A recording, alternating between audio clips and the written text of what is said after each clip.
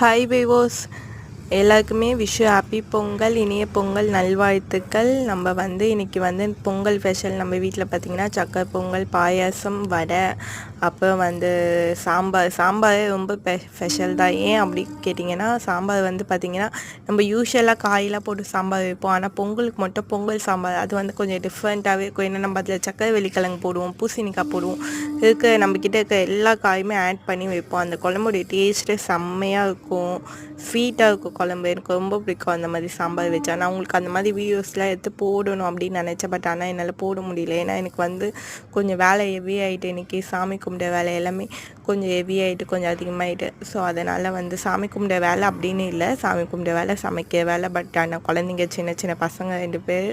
So அவங்களெல்லாம் கலப்பணும், வெளியே போகிற வேலை எல்லாமே எனக்கு இருந்துச்சு. ஸோ அதனால் என்னால் வீடியோ எடுக்க முடியல. பட் ஆனால் என்னால் முடிஞ்ச சின்ன சின்ன வீடியோ எடுத்து போட்டுக்கேன்.